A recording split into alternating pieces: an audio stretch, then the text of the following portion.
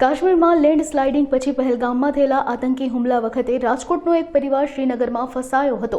માધાપર ચોકડી નજીક રહેતા 38 વર્ષીય નીરવ આચાર્ય, પત્ની કિરણ તથા પુત્ર જ્ઞાનેશ તથા તીર્થ સાથે કાશ્મીરના પ્રવાસે ગયા હતા. તમામ રોડ રસ્તા બંધ હતા અને ફ્લાઇટ્સ ફૂલ જતી હતી. આ વખતે ગુજરાત સરકાર અને રાજકોટ જિલ્લા વહીવટી તંત્ર તેમની વહારે આવ્યું હતું અને ફ્લાઇટ તેમજ ટેક્સીની વ્યવસ્થા વિનામૂલ્યે કરી આપી હતી, જેના કારણે આ પરિવાર સલામત રીતે પોતાના ઘરે પહોંચ્યો છે. તેમણે કહ્યું હતું કે જો સરકાર મદદ ના મળી હોત તો આટલા સહેલાઈથી અમે રાજકોટ ના પહોંચ્યા હોત. નમસ્કાર, હું નીરવ આચાર્ય. ગત તારીખ 16 અમે લોકો કાશ્મીર ગયા હતા. હું, મારો પરિવાર, મારા વાઈફ અને મારા 2 બાળકો. ત્યાંથી અમે અમારી જર્ની સ્ટાર્ટ કરી હતી. ત્યાંથી કતરા અમે વૈષ્ણોદેવીના દર્શન કરી માતાજીના. 18 તારીખે અમે અમારો પ્રવાસ ચાલુ કર્યો હતો કાશ્મીર તરફ, એટલે કે શ્રીનગર તરફ. એનાથી આગળ અમે બધી અમારી લોકલ આઇટનરી પ્રમાણે બધો પ્લાન ચાલુ કરી દીધો હતો. 22 તારીખે અમે લોકો ગુલમર્ગ હતા, બધા ત્યાં ગોંડોલા અને બધી રાઇડ્સ માટે. એ અમે પતાવીને જ્યારે સાંજના રિટર્ન થઈ રહ્યા હતા શ્રીનગર તરફ, ત્યારે અમને ખ્યાલ આવ્યો કે 22 તારીખે આ એક બહુ જ દુઃખદ આતંકવાદી ટેરરિસ્ટ એટેક ત્યાં થયેલો હતો, જેની અંદર ઘણા બધા ટુરિસ્ટને એ લોકોએ ટાર્ગેટ કર્યો હતો. આ જાણીને થોડી હાલત અમારા બધાની ખરાબ થઈ ગઈ હતી. પરિસ્થિતિ થોડી એવી હતી કે બધા ટ્રોમાની અંદર હતા કે હવે આગળ શું કરીએ. પછી લોકલ જે અમારા ટૂર એજન્ટ હતા એ અમને મળવા આવ્યા. એમણે અમને આશ્વાસન આપ્યું કે ના, તમે અત્યારે એસએચ ઓલરેડી શ્રીનગર પહોંચી ગયા છો તો અહીંયા કોઈ તકલીફ જેવું નથી. એને થોડી એમની વાતચીત ઉપરથી એવું લાગ્યું કે ના, ઇમિડિયેટલી તો કદાચ વાંધો નથી. તો એ દિવસે અમે પરિવાર સાથે હોટલમાં જ રાત્રે રોકાણા હતા. બહાર જવાની કોઈ હિંમત બી નહોતું કરી શક્યું. અને ઇનફેક્ટ ઓલરેડી શ્રીનગરમાં જેટલી બી હોટલો હતો, કદાચ કોઈ લોકો બહાર નીકળવાનું સાહસ નહોતા કર્યા. 23 તારીખે સવારે અમે કોશિશ કરી રહ્યા હતા અમારી રીતે ફ્લાઇટની ટિકિટ ને બાકી ચેક કરવાની. બટ ત્યાંથી જે મેઇન રસ્તો છે રોડનો 44 નંબરનો હાઈવે, જેનાથી અમે જમ્મુ અથવા કતરાથી રિટર્ન ટ્રેન લઈ શકતા હતા, પણ એ રસ્તો ઓલરેડી તૂટી ગયો હતો. એટલે રોડ રસ્તાથી આવવું શક્ય નહોતું. ટ્રેન ત્યાંથી ડાયરેક્ટ કોઈ અવેલેબલ નહોતી.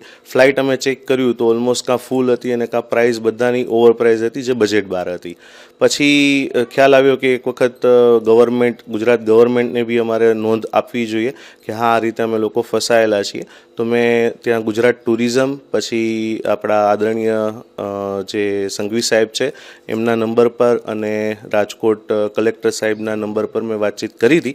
અને ત્યાં મેં મારી જે બી આપવીતી હતી એમની જોડે ડિસ્કસ કરીને મારી રિક્વાયરમેન્ટ મેં ત્યાં રજૂ કરી હતી, જેની એ લોકોએ નોંધ લીધી અને માહિતી એમણે લઈ લીધી હતી. પછી એમના તરફથી કહેવામાં આવ્યું હતું કે હા, ગવર્મેન્ટ આના પર કંઈક કામ કરી રહ્યા છે. જેવું કંઈ અપડેટ આવે છે અમારી પાસે તમારી ડિટેલ અમે રાખી દીધી છે, અમે તમને સામેથી અપડેટ આપી દઈશું. 24 તારીખે સાંજે મને 6:30ની આસપાસ કોઈ સાહેબનો કોલ આવ્યો હતો કે 8:15ની ફ્લાઇટ છે રિટર્ન જવા માટે, તો આપ પહોંચી શકશો? એટલે મેં કીધું હા સાહેબ, પહોંચી જઈશું. એટલે અમે લોકો ફટાફટ પેકિંગ કરી, હોટલના જે બી આઉટસ્ટેન્ડિંગ બિલ હતા પે કરી, અમે ટેક્સીથી ડાયરેક્ટલી અમારી રીતે 7 વાગ્યાની આસપાસ ત્યાં પહોંચી ગયા હતા એરપોર્ટ પર. ત્યાં જઈને પછી થોડી વાર વેઇટ કર્યો. સાહેબના કહેવા અનુસાર ઇન્ડિગોના કોઈ ઓફિસર હતા જે અમારી ટિકિટનો પ્રબંધ કરી રહ્યા હતા, ત્યાં અમે હોલ્ડ કર્યો. એમણે ટિકિટ્સને બધું આપ્યું. ટોટલ 9 જણ હતા. 4 જણ મારા પરિવારના રાજકોટથી, 4 લેડીઝ હતા બધા ત્યાંના ભાવનગરથી, અને 1 લેડી હતા અમદાવાદના. તો આ 9 જણની રિટર્નની જર્ની એ લોકો ફાઇનલાઇઝ કરી રહ્યા હતા. ફાઇનલી અમને 8:15ની આસપાસ એમણે ટિકિટ્સ આપી. એ ટિકિટ્સના બેઝિસ પર ઇન્ડિગોના સ્ટાફે અમને હેલ્પ કરીને અમને બોર્ડિંગ કરાવડાવ્યું.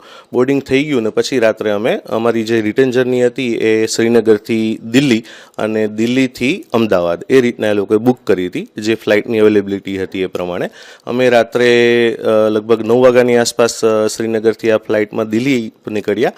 લગભગ 10:30ની આસપાસ દિલ્હી પહોંચી ગયા હતા અને રિટર્ન 4:45ની આસપાસ દિલ્હીથી અમદાવાદની ફ્લાઇટ હતી.